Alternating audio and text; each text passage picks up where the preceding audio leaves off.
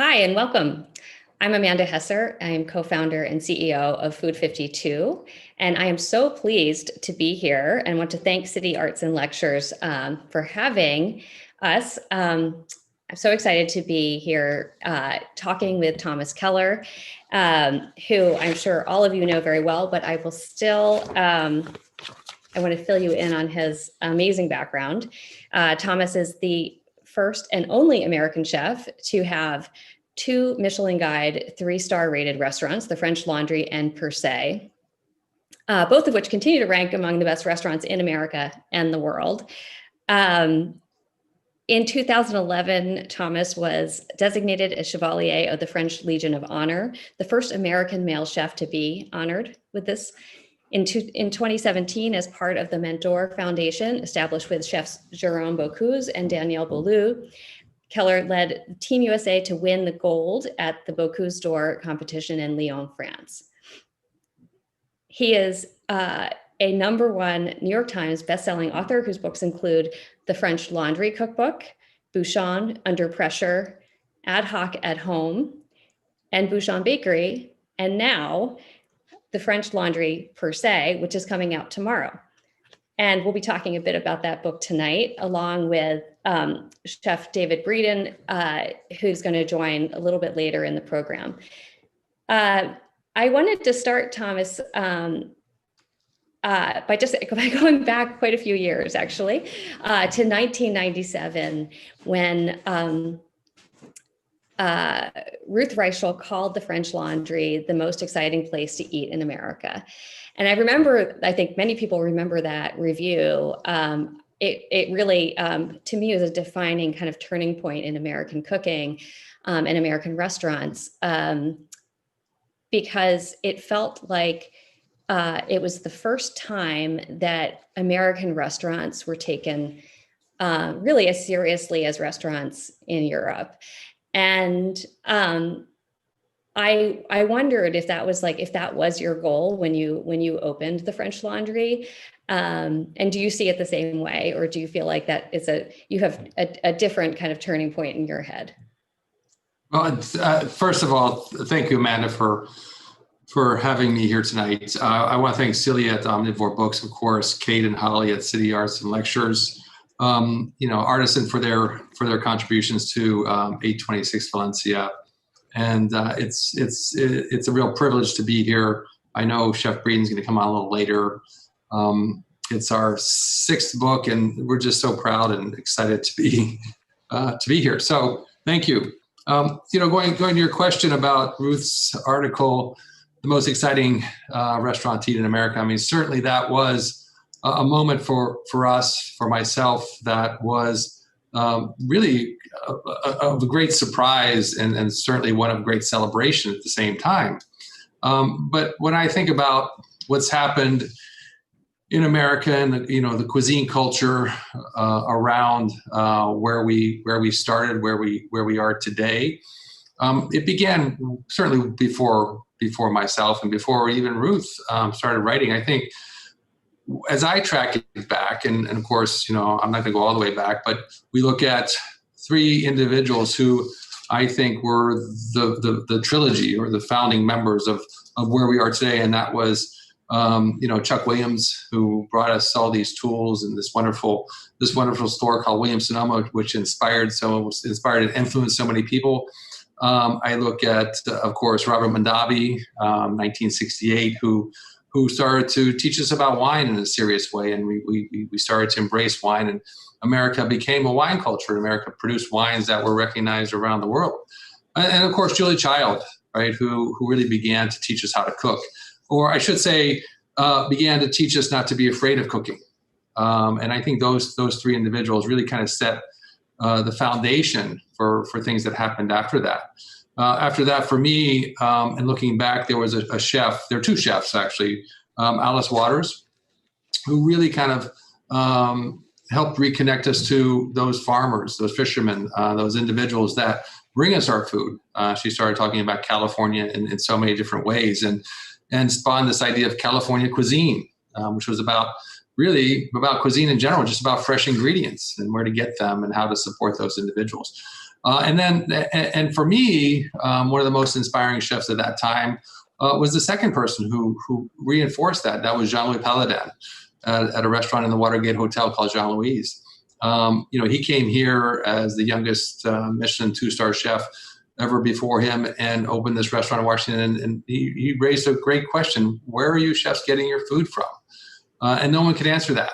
And so then he gave us, Jameson Farms and Rod Mitchell in Maine and the scallops. And he enlightened us in so many different ways, as did Alice. And that's kind of where the next kind of benchmark, for this American revival in culinary, in the culinary world. And then you look to the chefs in France, in that time in the early 70s. And there was a cookbook. And if you talk to chefs of my generation, certainly American chefs of my generation, it's shocking how many people point to this one book as being a influencer in so many ways. And that book was The Great Chefs of France. And it wasn't so much about the recipes in the book as much as it was about the lifestyle of these chefs and the enjoyment that they had, not just in their kitchens, but as colleagues in the profession in France. And that was something that was also, a motivator for so many of us. So, I sit here as one of the first generations or the first generation of American chefs to gain that kind of recognition. But before that, I have to take my hat off to Charlie Trotter.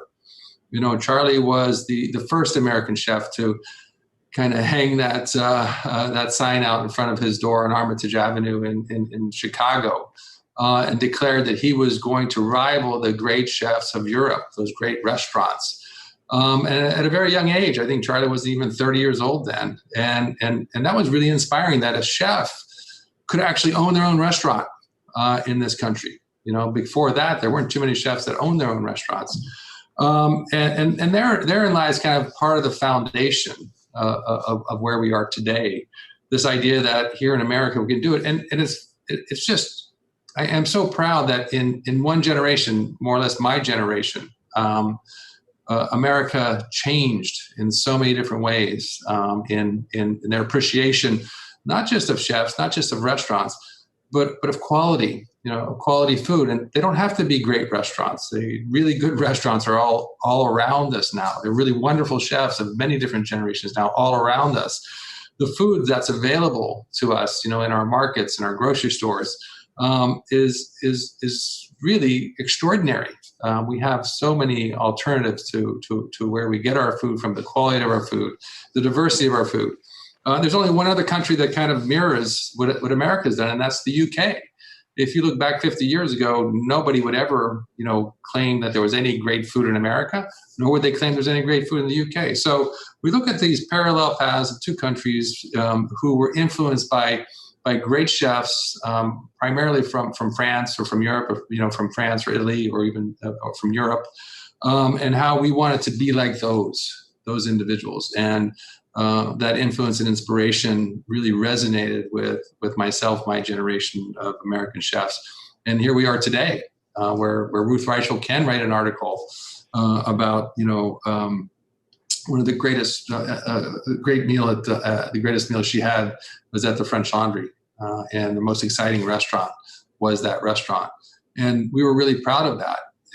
We continue to push ourselves forward to even do a better job than we did then. And it's a wonderful privilege for me to be here representing not just our restaurants, but an entire profession which continues to elevate our standards and therefore, give ourselves, our colleagues, and most important, our guests, all of our supply chains, all of our fishermen, foragers, farmers, gardeners, this opportunity to come together for the sole purpose of nurturing each other.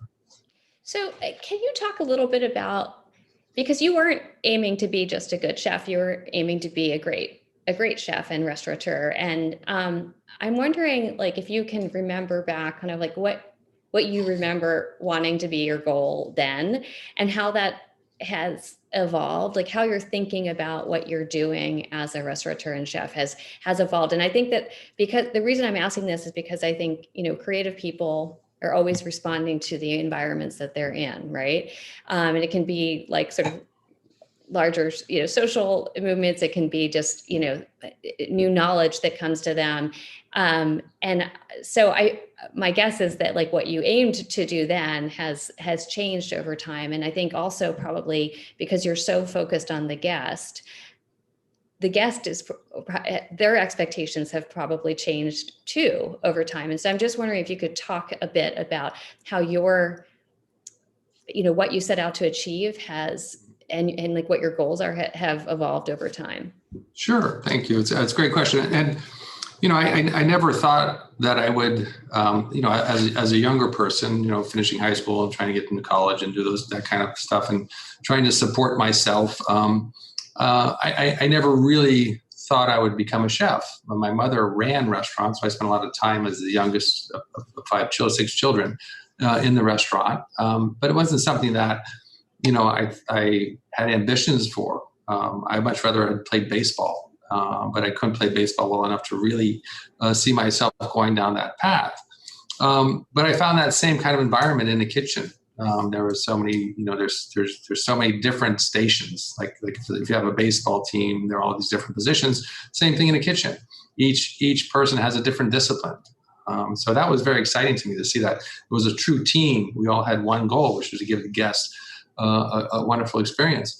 But it wasn't until the summer of July 1977 when I was working as the family cook or the employee cook in a private club in Narragansett, Rhode Island. When the chef asked me a simple question, he asked me, Thomas, why do you think cooks cook? And of course, I fumbled for some answer and I couldn't really articulate anything. And he responded, he said, we cook to nurture people. And that really resonated with me. And that was the day that I decided to embrace this profession. And Roland Hennon was his name. He became my mentor. He was French. So it became apparent to me that is what I wanted to do. I wanted to become a French chef. I wanted to work in that in that realm. I wanted to work in that métier. I wanted to go to France, learn as much as I could. So from that moment on, I was just consuming as much as I could about the history of France, the culinary world of France, the chefs of France, the restaurants of France. And that's what drove me to the point of having my own restaurant. I always felt I was an entrepreneur. So the French Laundry was actually my third restaurant. My first 2 failed, but I kept at it. I kept being persistent, knowing that one day I could achieve what I wanted to achieve. And I found, of course, the French Laundry in 1992 and opened in 1994. But for me, it was just about having a modest restaurant in Napa Valley where I could do the food that I felt was meaningful to me and then hopefully be meaningful to our guests. And we're in Napa Valley, so our flavor profiles have to kind of be married with wine. So we have to be careful on those flavor profiles, making sure that the guests that come here can enjoy their wine with their food. But it was an evolution. The French Laundry began with basically 12 of us in the restaurant. And now today it's over 120, so 10 times as many people. But the purpose is the same. The purpose is the same, is to nurture our guests, but also nurture ourselves by working together in a collaborative environment, one that is also a teaching environment, a mentoring environment. We nurture ourselves. You talked about expectations a little bit. One of my first mistakes in my restaurant, my first restaurant in New York City, was trying to really look to other people's expectations to try to deliver to their expectations of what they wanted. And it was all over the place. And so I didn't really succeed trying to live up to others' expectations. By the time I got to the French Laundry, it was about my expectations and that our expectations, and trying to live up to our expectations. I truly believe if we can live up to our expectations, or at least be 90%, that most of our guests, or all of our guests, will also be happy with their experience. And how do you feel your cooking has changed over the years at the, both at, the French Laundry and per se? And maybe you could also, a question within a question, maybe just describe for the audience, like how you would define the differences between the 2 restaurants. So of course, per se was born from the French Laundry. In 1994, I purchased the French Laundry. We opened it with this idea of doing a tasting menu, using ingredients that were of exceptional quality, and producing food again that went well with wine. And it was a menu that changed every day, and I think that was a significant decision. And that happened on the second night we were open, to change the menu every day. And from that point on, it's been a collaboration with the culinary team, with our gardeners, and sometimes with some of our dining room team or some of our sommeliers who may have an idea about combinations and flavor profiles for specific things. So it's always been that evolutionary process. So for me, it's never been about one chef. It's been about a group of chefs focused on collaboration and developing flavor profiles, compositions that represented the food. And of course, the food that we get, or the food that we work with, is food from exceptional suppliers. So they're literally our partners in that. So this idea of a philosophy around food comes from the freshest ingredients that we can possibly get, supporting those fishermen or those farmers or the foragers, as I said before, working in a team environment and collaboration to continually evolve our cuisine, but also stay true to classic representations of flavor profiles. Again, very important to us. And a lot of that is within the scope of Europe, whether it's mostly French or some Italian or even some Spanish, ultimately getting to introduce a few techniques from Asia as well. But primarily the focus is to making sure that it is a combination and clarifying the purpose of the food is to be enjoyed with wine. And that's something that I can't emphasize enough, because we are in the premier wine growing region in America. The evolution of our food is continuous, and it comes into impact in small ways. I mean, if you take the cornet, which began simply with the cracker tuile, the cracker tuile, the creme fraiche, the sweet onions, and the salmon tartare, which is primarily a very logical flavor profile, something that we recognize, something we have reference points to. It's smoked salmon on cracker with cream cheese, but represented in a different form that helps, that gives you a smile, that kind of pleases you, that surprises you. And so our food has been a little bit about that as well. But again, using those primary components, and then watching David or Corey, evolve that simple coronet into something that's different, but as easily as recognizable as the salmon on a cracker with sour cream or with creamed onions. So that's that part of that evolution we use the same principles, the same philosophy, but we're adding continuously through the representation of the ideas of those around us to continue to evolve the food. Interesting. You talk about in the book, you talk about inspiration versus influence. Is that, you want to talk about that now? Well, because I realize this. I used to use the word inspired a lot, and of course, a lot of people use how inspired they are by what they see me do, and I realize that that's not so much inspiration as influencing.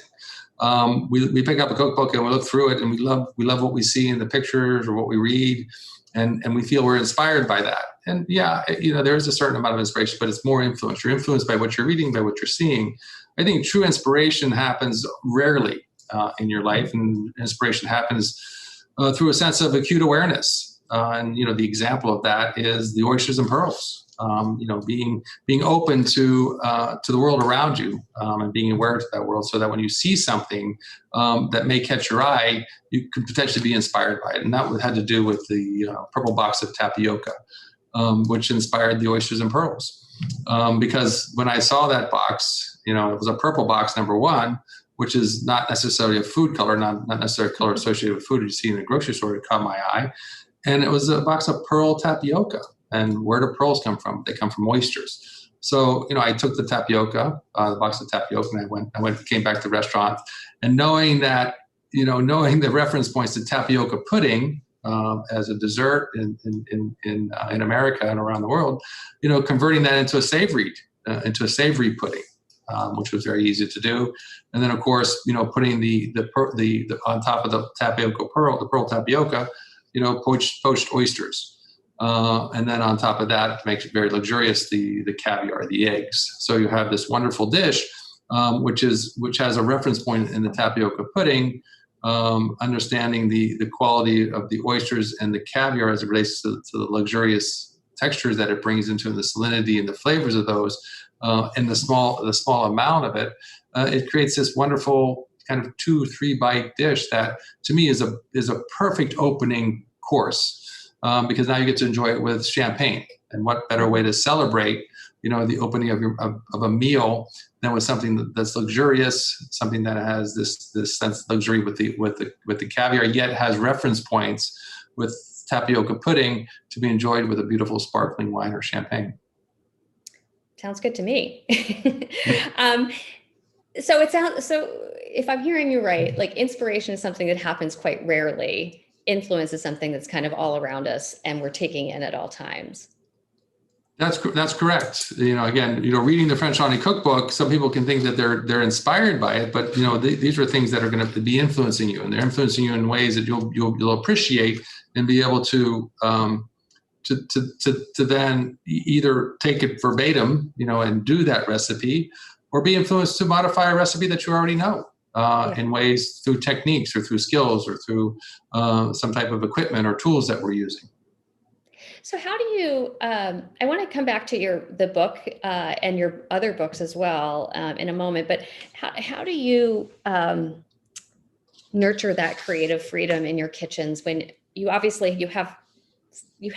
a menu to deliver and to get right every day, but how do you create an environment of kind of freedom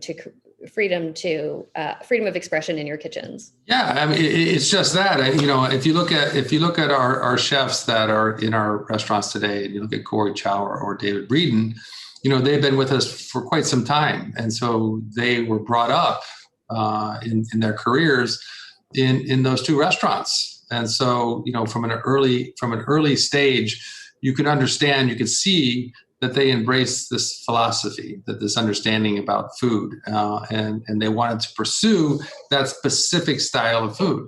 Now, today, as opposed to when I was much younger, there wasn't as much diversity in what we were doing in restaurants. You either were fine dining, French, Italian. Today, you have so much diversity in your ability to choose exactly the style of food, the style of restaurant, the style of kitchen that you want to work in. There's such an abundance of variation out there today, and it's beautiful to see all of that. Whereas, then a chef who comes into the French Laundry, he's going to recognize what we do. He's going to feel that it's something that he wants to continue to pursue, and then it's up to us to continue to train them and to mentor them, so that they have the ability then to not just understand the philosophy, but to teach, to actually produce it and teach it to others, and that's an important thing. So if you look at it as again, sports franchise is a very important analogy for myself, and I look at it as I'm really running a sports franchise, whether it's a baseball team or a football team.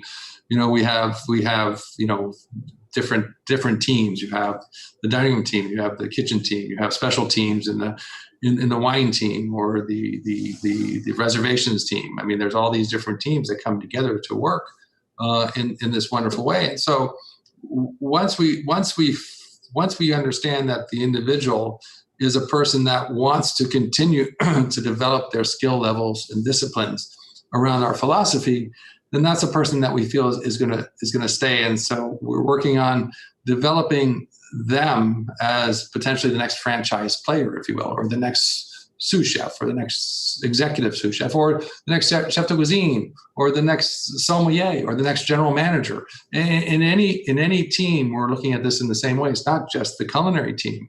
It's a restaurant. It needs each one of those teams, and each one of those teams needs those individuals that are going to lead those teams in a way that's going to elevate the experience for the guest in a seamless way. There's not one team member that's more important than another. They're each one of them in their own right is as important as the next person, including our porters, who run our dish stations and our pot stations. They are important. So this idea that we bring them in, we hire somebody, and hiring is such an important part of the process. We want to make sure that we're hiring the right person, and the person we're hiring also feels that it's the right place for them to work. And that's really the fundamental process in the beginning, is to make sure that we bring in the right people and that we're committing to them 100%. You don't commit to a new hire 70% or 80%. You have to commit to that person 100%, give them everything that they need so that they can be successful. And then it's the training part. Training is such a critical part, and training goes on forever, right? I mean, those of you who have children, when you're teaching your child how to swim and, you have the floaties on their arms, you don't take them off 2 weeks and say, now you know how to swim. And if the kid drowns, it's his fault because he didn't learn. No, you leave those floaties on, for months after he's learned, just to make sure that he knows how to swim. And training is continuously, especially in our restaurants where everything is such a, is such a seasonal element. And season, when I talk about seasons, it's not just talking about spring, summer, fall, winter. It's talking about how long the fava beans in season, how long the strawberries are in season. Each ingredient has its own season, its own peak of that moment during the season. And then mentoring becomes the third stage in that process.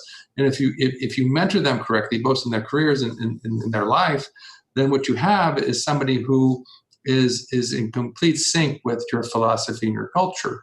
And if you do those three things exceptionally well, what happens? What happens is they become better than you. Because if they're not better than you, then you haven't done a good job yourself. And I'm really proud to say that, I look at my younger chefs, right, the next generation, and not just the chefs that work for me, but chefs around the country who have been able to work in our, and not just our restaurants, but my colleagues' restaurants, and understand what it takes to do the job and embrace that. And do it to a level that's higher than the previous generation. That's great. Thank you. So given that, I think people would love to hear how you spend your time. Like what did today look like for you? Oh, today, I got up quite early today because I had to get things started. In order to make sure that I had time to do this. So, my day begins with a cup of coffee and a couple hard-boiled eggs and some olive oil. That's how my day typically begins. and then I'm in my office, and I live very close to work. So I'm in my office, making sure that I'm responding to the emails I need to respond to. And anybody who said emails makes your life easier, I'd argue that point.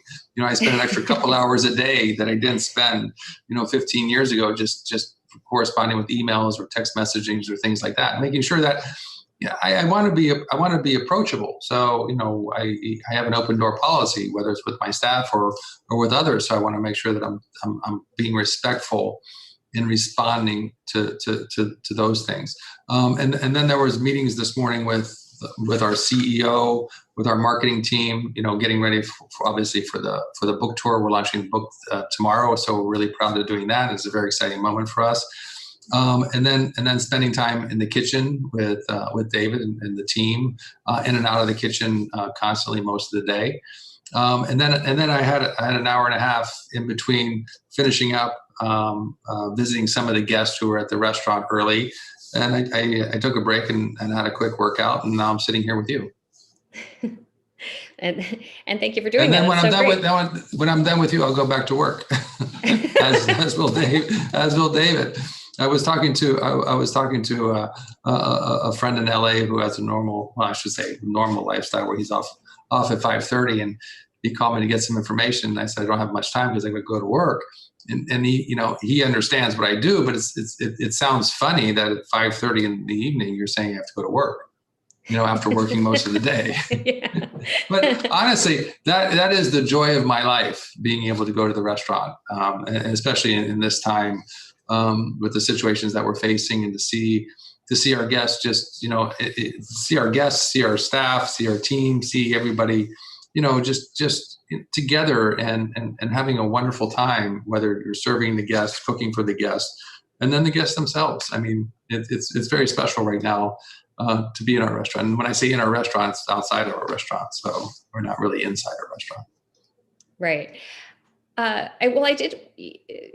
You've said that you've read the obituary for fine dining many times over the decades, and I was hoping you could talk a little bit about that. And I mean, I think also just I think people forget that when there are these sort of strong shifts in the American food, it's really because there's so much enthusiasm and interest, and it's in my view, it's just kind of constantly evolving in many great ways. But I'm just wondering, given that sort of constant evolution, and then blended with this sort of terrible situation we're all in, and the huge impact it's obviously had on restaurants. I'm just wondering, how you're thinking about, not only the future of your own restaurants, but sort of throughout the business, and what you and your other chef and restaurateur friends are talking about. I think it would be great to hear what you think is coming down the pike in the months and years to come. Well, it's a really good question. Honestly, I'm terrified. I'm terrified for all restaurateurs, all chefs out there today, and certainly the smallest are the ones that I worry about the most. And there are close to 1 million restaurants in America. There are roughly 400,000 who produce less than $1 million in revenue a year, and which that means is there's a husband and wife, or a husband, or a young family, or a family that's just moved here from another country and opening a restaurant, and that's their livelihood. They go to work every day to make enough money to survive. And those are the restaurants that, if you're in New York City, you walk a block and you've walked by 3 of them without even noticing them, right? But those are the fabrics of our community. Those are the fabric of our communities. Those are the restaurants that that supply the locals, the neighbors, with their coffee in the morning, or their sandwich during lunch, or takeout, in the evening. And I'm really afraid for those restaurants as much as I'm afraid for our restaurants. We just don't know what's going to happen here. So, we have to make sure that we're being responsible to what we're doing. And so, opening our restaurants was something that we were very eager to do as soon as possible. We also understood that we had to prepare for that. We had to approach it in a different way so that everybody felt safe, not just our guests, but all of our staff as well. And that's that was really the motivating part, was making sure that everybody feels safe. And because if they feel safe, and they'll be comfortable, and then they'll enjoy their experience. And it doesn't matter if it's at a fine dining restaurant or a casual restaurant. It's just about a sense of comfort, and that comfort comes from the security that the people who are running the restaurant are taking care of you. What's going to happen in the future? I don't know. Hopefully that. Therapeutics will come along. I mean, our research and development teams, the doctors around the world, are working frantically to find the right therapeutics to control COVID, and then obviously a vaccine. But we understand a vaccine may not come for, decades. I mean, if you look at the AIDS virus, we still don't have a vaccine for AIDS yet. We have therapeutics that control it.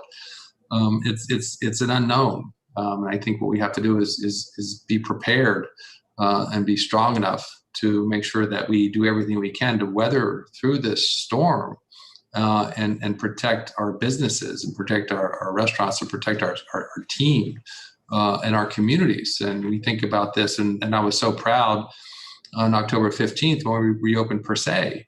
New York has been hit extremely hard with the virus, and being New York City, a lot of people have left because they don't feel comfortable in a city that's so congested, as well as many other cities around the country, not just New York. But New York seems to be the kind of the bellwether of this, and to reopen the restaurant and a fine dining restaurant, along with Danielle Boulud, who opened Danielle's, and along with John George Von Derrickson, who opened John George, and along with Eric Prepare, 4 of the most well-known restaurants in New York and in the country, reopened within 2 weeks of each other. And what does that mean to that community? Well, it means, number one, that we're bringing our team back and giving them confidence that they have a place to work and they can support themselves in New York City, which is a big thing, as you know. We are offering to the community a place to find refuge. A restaurant is a place to find refuge, restoration. And this is what a restaurant is all about, regardless of how expensive it is. We are giving back to our community in so many ways. We're paying, our team is now paying taxes. The restaurant's paying sales tax. So it's adding that tax base back to our community. It's giving people a reason to come to New York. When 4 of the best restaurants in New York City are reopening, let's go to New York City now and enjoy a dinner there. I was amazed, and some things that you don't realize when these happen. When the night we opened, number one, it was a very emotional moment, getting back to per se and being at lineup with the culinary team, the dining room team, the wine team, and seeing everybody just in their uniforms, right, and getting ready to go back to work again. That was just a beautiful moment to see us all together again. Not all of us, but about 40% of us all together again in that room. And then to see our guests come in, and our guests came in with it was extraordinary. They were, and I didn't realize this until the moment I saw them, was that they were all dressed up. And I realized that most people in New York City haven't been dressed up for 8 months, and to be able to actually get dressed up and go into a restaurant and sit down, in a beautiful environment and be treated with a sense of luxury. They didn't want to leave. I mean, we were worried that people would be jittery about sitting down and spending time with us. They actually spent more time than ever before. There were comments like, you were social distancing before social distancing was needed. But nonetheless, it was a beautiful moment to see everybody again in that restaurant. And of course, the staff is following all the rules and regulations and protecting, the guests are there with appreciation, and the social distancing that we've offered them.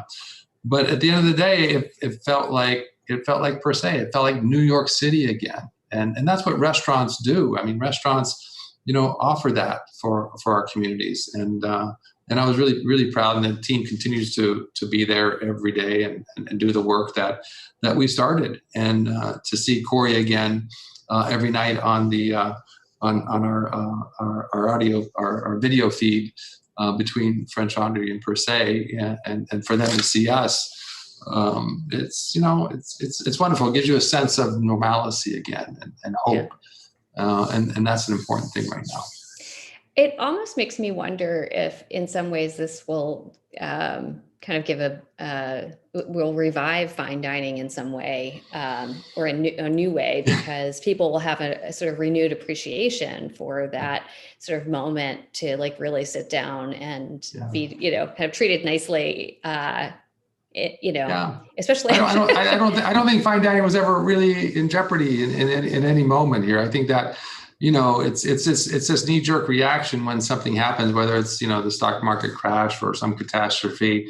It's always, will people go to fine dining? Why, people go to restaurants all the time. And I think that, the fact that in America now we have, so many different options about being able to eat out. Why would we want to eliminate one of them? It wouldn't make sense to me. There was this idea that the young people, the next generations, won't really embrace the experience of fine dining. Yet I was curious. We did that at Per Se, where we offered several years ago, and we do it a couple of times a year. You have to be under 30 years of age to get a reservation, and the demand was so intense that I think we've kept that waiting list for quite some time and just used them over and over again. Here at French Laundry, our whole demographic changed when we reopened the restaurant, and we offered reservations that were online, so that they didn't have to get on a phone. The younger generations don't like to get on the phone and try to make a reservation. They do everything through a smartphone. So when we shifted to smartphone technology for reservations, we saw, it was shocking. It was literally shocking to me overnight. The age dropped by 15 years, and it was extraordinary the amount of young people. So it's like, and sometimes the media is saying, well, the young people are not interested. The Gen X or the millennials aren't interested in fine dining. But contrary to what they say, they're all over the restaurants now. So, and it's not just our restaurant either. I know Danielle or Jean George or Eric Ripera. It's an aspirational thing. It's an experience, and it's something that I think everybody should experience. It's a fabulous moment in time where you can sit down and have that kind of in that kind of experience in those individuals who are at the top of their game, the top of their profession, with the best ingredients available, taking care of you and nurturing you. Yeah. I probably didn't mean the word revived. Okay, kind of, okay. but I'm glad I used it because I think it actually, I appreciate your point of view on that. And I do think that there's a chance though that it's just current events may, deepen people's appreciation for fine dining, when there are so many options. So I'd love to turn the conversation now to the book and also welcome Chef David Breeden. I do want to pause for 1 second because I realized I forgot to do something in the beginning, which is to let everyone know that if we will be taking audience questions and actually soon. So if you have a question for Chef Keller or Chef Breeden, please put it into the chat field. And they'll be collecting the questions and I'll be turning it over to audience questions in about 10 minutes. But first, I'd love to welcome Chef David Breeden, who is the chef de cuisine at the French Laundry. There he is. Hi. Hello. How are you? See, we both have COVID beards. I was going to say. Neither one of us had beards. And you can't really tell. You can tell David's beard with his mask on, but if I put my mask on, you can't really tell. I have a beard. Oh, right. Yeah. So I was going to say, you'd look different from your photos in the book. Yeah. So I'd love to talk about the book. It seems, so there are 70 kind of French laundry per se classics in the book, as well as 40 recipes that are sort of more geared towards a home cook, or maybe more doable by a home cook. The others are sort of more ambitious restaurant style recipes. I mean, I think that you proved with your first book that home cooks are not afraid of trying your most challenging recipes. In fact, I remember when the French Laundry Cookbook came out, there were all sorts of blogs where people were cooking every recipe in the book and keeping a journal of it. And they had sort of rabid fans following along. Yeah. One of the things that I have really long appreciated about your books, though, is that while if you're a really motivated and aspirational home chef, you can take on those the full recipes. But there's always, I have found that throughout your books, there are always nuggets within the recipes, layers within the recipes, that if you can kind of pluck them out, you can really change the way you cook. And I'm just going to give a couple of examples that have had a big impact on me for many years.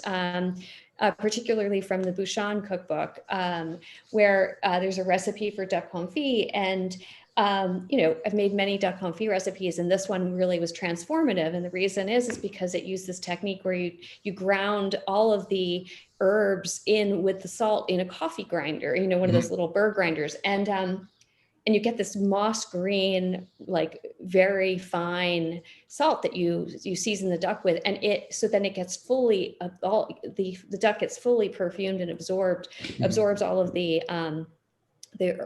flavor of the herbs, and it's really incredible. Very evenly. Yes, very evenly. And so, and it was one of those aha moments as a home cook who, I'm not making duck confit every night, but it made me think, well, anytime I do any kind of dry brining or confiting, I'm going to do it this way from now on. And I feel like your books are filled with those kinds of details. And I haven't had a chance to cook out of this one, but one of the things that leapt out to me was was the kale aioli. And, it's a pretty classic, but, you take this one extra step that, pulls the essence of kale out of it and makes it this, this great recipe. So I was hoping you could maybe just talk about how you were approaching this book compared to the many books you've done before and what you were trying to accomplish. Yeah.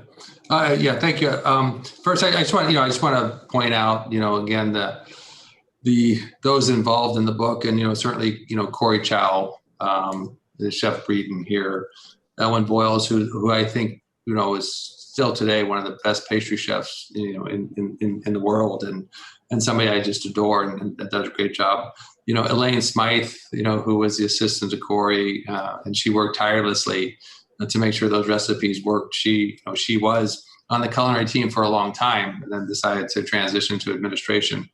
Allison Beasley, our sous chef here, who's David's sous chef at the French Laundry, again, filling the role that Elaine did for Corey, and making sure that David stayed on track with all the recipes. And of course, Susie Heller, who's always been our producer.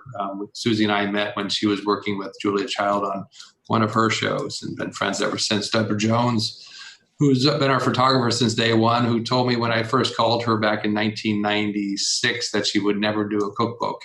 And now this is her sixth one with us. And of course, Michael Ruhlman, who I loved his writing, not just his book about culinary, but every book that he's written and the stories that he tells. So Michael's been a big part of ours. So that's kind of been our team, and I'm very appreciative of that. You are so right when you say there are so many different little nuggets here that you can use to change the way you cook. And you point out, the brining and brining and curing of any protein, and sometimes really adds another dimension of flavor when you actually cook it. So those are great things that we do. We talk about tempering to specific temperatures, how important that is in your cooking, and how that'll change the outcome, the results of anything that you're cooking, that you want to make sure that you temper your food. And certainly when we talk about proteins and tempering in that way. So I love that you pointed out the kale aioli, which was one of Susie's first recipes that she attempted. And she came back with, with this glow about her and saying how wonderful this was and how easy it was and how now she's going to make it all the time for everything. And I think she does. It's just a perfect example of a cookbook that has so many different layers. Yes, to try to accomplish some of the recipes may be daunting, and not necessarily what I suggest that you try that. But there are so many different techniques and recipes within the recipes that really will change so many things about the way you cook and your opportunity to have different flavor profiles, different textures. And I think those are wonderful things that you can learn from this book, even if you don't attempt to do the chicken confit recipe. David, do you have any thoughts on that? Yeah, I mean, I think that there's a lot of little tidbits, little gems kind of hidden throughout. And I really like that style of cooking as well, when you can kind of take a little piece of this, a little piece of that, and put it together. I've never cooked at home specifically from a recipe or a specific dish end to end, because I find it hard sometimes to gather all those same ingredients. So ultimately the market's going to decide whatever you're making anyhow. And the sauces, the presentations, or those kind of protein-based items, those are the little items you can kind of pick and pull. I certainly agree with that. Eggs are one of my favorite things, and just learning how to soft boil in an egg. It's one of those pure pleasures, whatever you put it with, right? I told you I eat eggs every morning for breakfast, and the technique of soft boiling the hen egg and how that comes out, it's just beautiful. We put it with a puree of spinach and sauce sous vide and then shaved white truffles on top. It's a very elegant dish, but really just learning how to soft boil that egg, that's a delight in itself. Or shaved button mushrooms. Right. It's still beautiful. Yeah. So Chef Breeden, if you could maybe tell us a bit about how, your journey to becoming a chef. It sounds like, I mean, you've done everything, including dishwashing in restaurants. So I think people would like to hear how you go from that to being the chef de cuisine at French Laundry. Well, I think that's kind of a natural progression. You sometimes you don't pick the job picks you, So it's easy to get in as a dishwasher when you're young. You fall in love with the romance of the restaurant, the energy, the aromas, the speed, the service. It's just, I mean, who doesn't like to eat too, right? So you always, as the dishwasher, you're the best fed person in the house. I think that for me was the initial. I fell in love with the energy. I think my first job washing dishes, I got so I could buy skateboards. I was convinced I was going to be a professional skateboarder, and quickly I learned that wasn't going to happen, and I should continue with the cooking. So. It's funny how we always wanted to be athletes, and we realized early on that we couldn't be athletes, and we gravitated to kitchens. Yeah, it's athletic as well. Yeah, I was gonna say, to your point, is very athletic. Yeah, and it's very much like a team sport, getting the food out to diners, right? Yeah. So, go ahead. Well, no, a little funny anecdote is I used to think. It was one of those epiphany moments. I used to think that I was such an anti-team sports person because I was a skateboarder. It's very individual, right? You're kind of by yourself or with a couple of friends, and you have your style. You do your thing. It's your success. It's everything's all you. And when I found the kitchen and realized what I had been missing out on that whole time, because I had a coach, I had a mentor, I had teammates, I had direct reports who I had to manage. I had people, it was just this amazing kind of solar system of humans that we would all interact in such a way. And the symphony of service, if you want to talk about team, the symphony of service with everything working together, all just kind of connecting, taking direction, giving direction, executing tasks. I mean, it's such a wonderful feeling to be a part of that team, in all the restaurants. They all kind of operate in a very similar way. Yeah. I love that image of the solar system of humans. I think this might be a good moment for us to actually go to audience questions. So I am going to just give me one moment. See if I can get this right.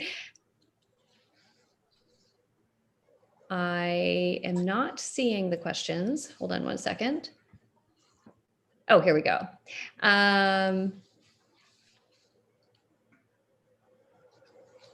Okay. Great. Okay. So with this summer's racial awakening, how do you elevate the Mexican-American team members you know and love?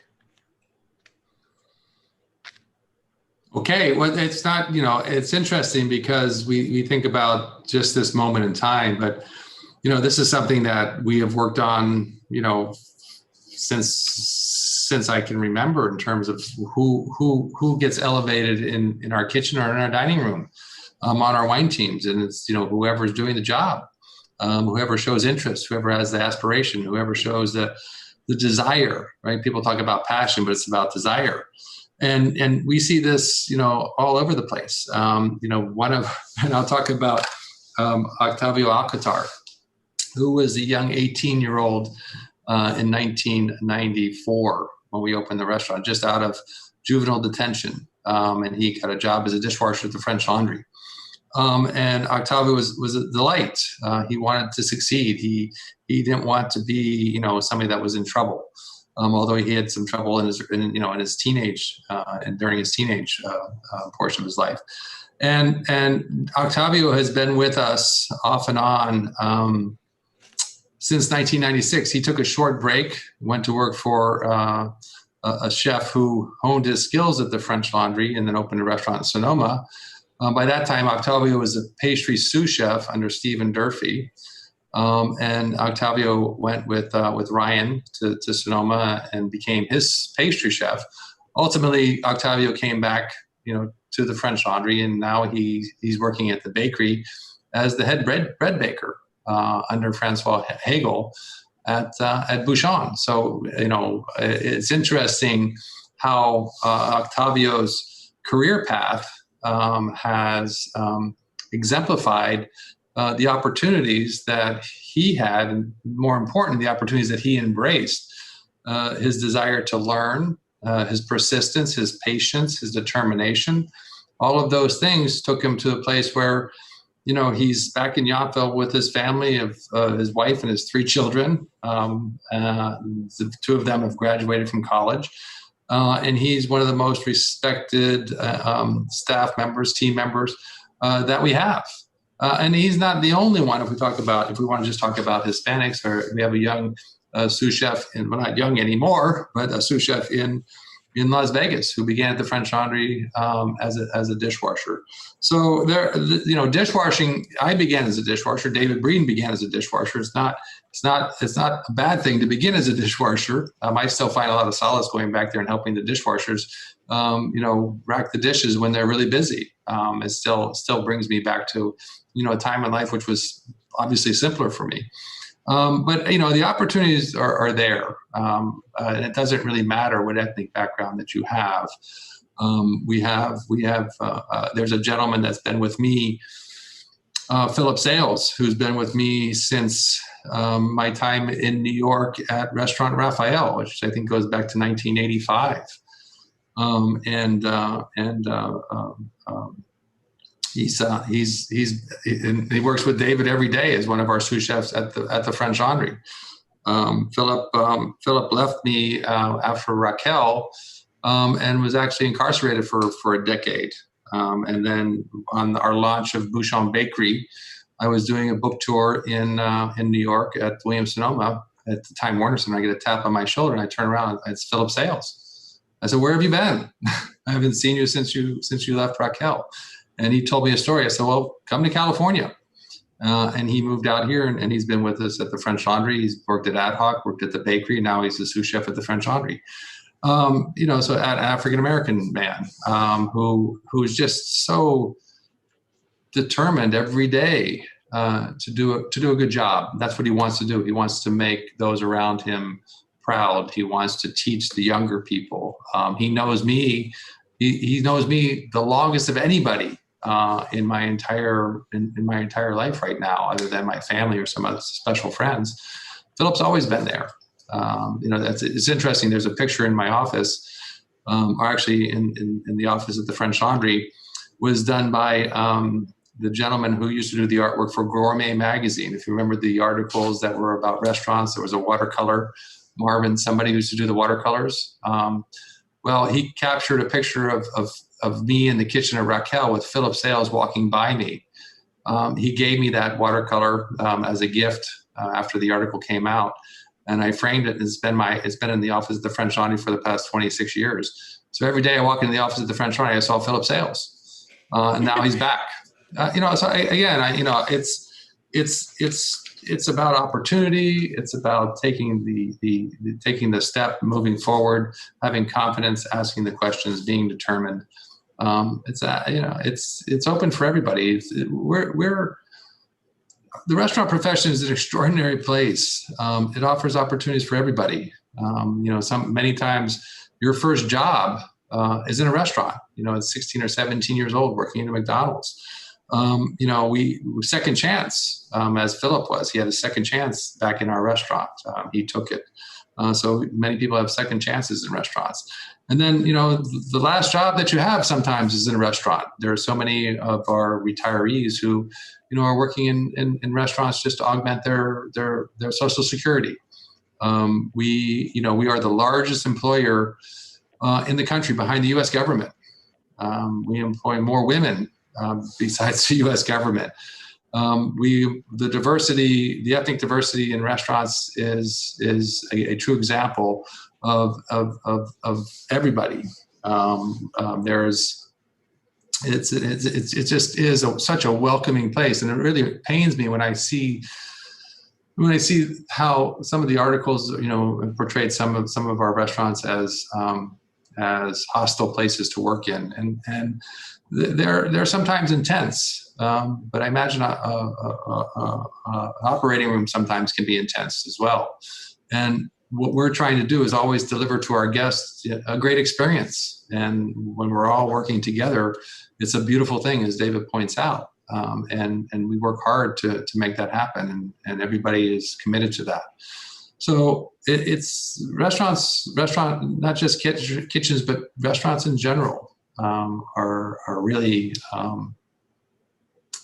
a great opportunity for anybody who wants to be part of that team.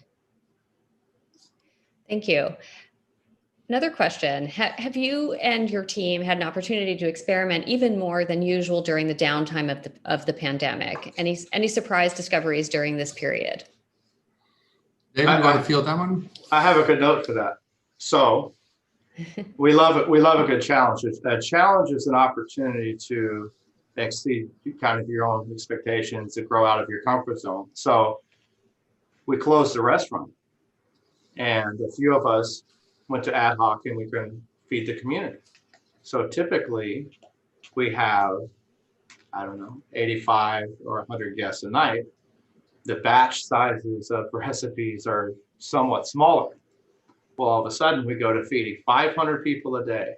I can't tell you how small that change, very small change, taught me so many lessons about cookery, because the way you cook for 500 people is absolutely different than the way you do for 100 people. So the size of the equipment is different. The quantity of ingredients obviously is different, but you have to cook in a more intuitive way.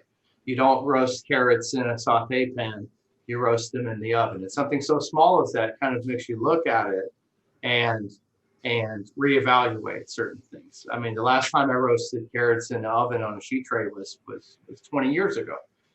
But even tonight on the menu at the French Laundry, we have a vegetable component of carrots. Now, this was a realization from that very thing, of carrots that are roasted on a sheet tray, and then until they're just crispy on the outside and almost dehydrated. And then we grind them through a grinder. We make a little bit of bechamel from carrot juice and mix it back together. So it's this really roasted flavor, really raw flavor together. And we make these beautiful little roasted carrot marbles that go with the lamb dish tonight. And that would have never happened had we not prepared the meals at ad hoc for all those the members of the community around us and our team members. So I think, like Chef always teaches us, we have to be aware. We're always looking. We have our eyes open. We don't walk around with blinders on, and we think about the food that we prepare. We look for those little nuances. That's great. Thank you. Okay, last question. And I'm sure you've been asked this before, but it's there's always people wanting to hear more about this, myself included. What advice would you give a young chef looking to hone their skills in the profession today? Yeah, I'll answer it, then I'll let David answer it as well, because he deals with a lot of young chefs as well. So it is a question I've answered before, whether it's at one of the colleges or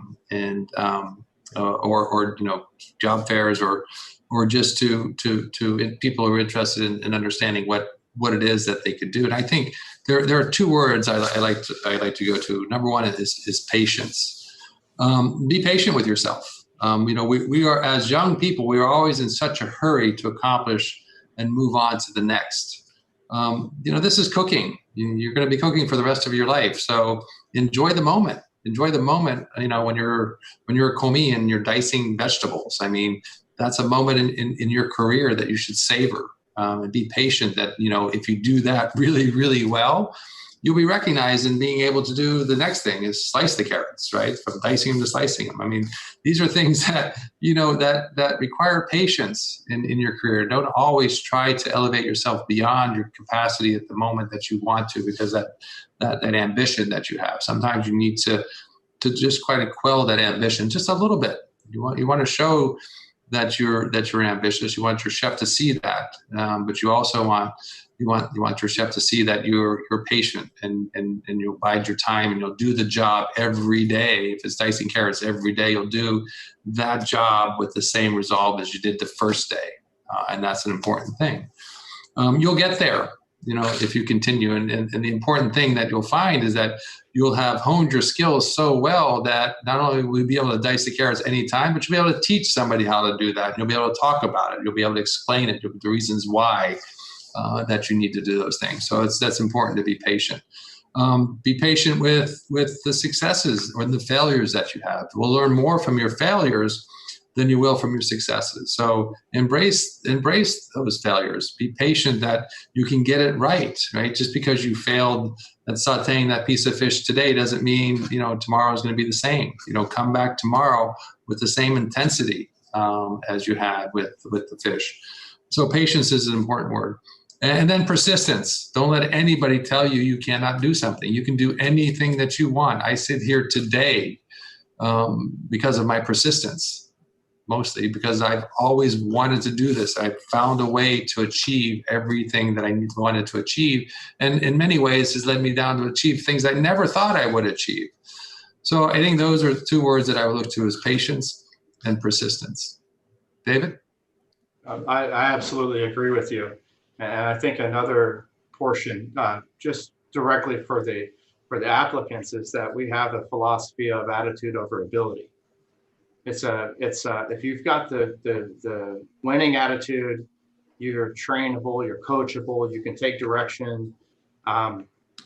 Those are the attributes we're really looking for. The resume that's a mile long isn't always the best applicant if they don't have the right attitude.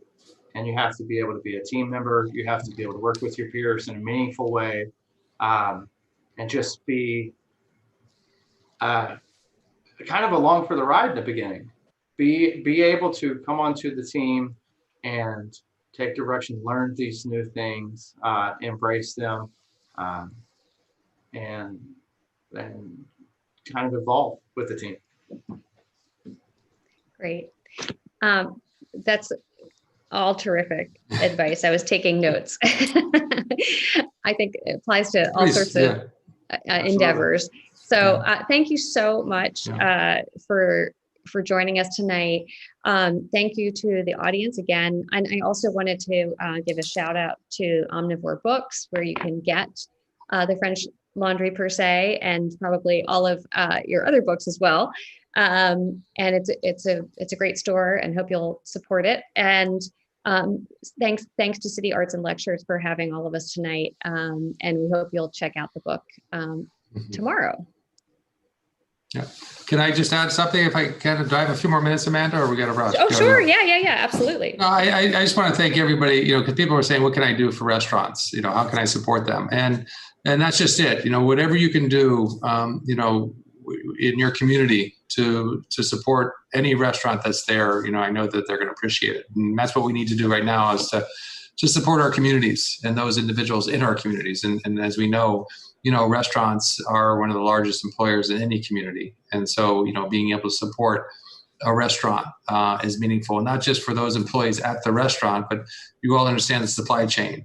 And, there are so many others that are involved in preparing a meal for you. All of our, as I've said this before, all of our farmers, our fishermen, our foragers, our gardeners, even our linen supply or florists, our gardeners, our maintenance men, everybody who comes into contact with a restaurant and supports that restaurant is endeavoring to do well. And you supporting the restaurant is going to help support that entire community. So please support your local restaurants. Great. Thank you, Thomas, and thanks, David. Really appreciate you joining. Thank you. Take care, everybody.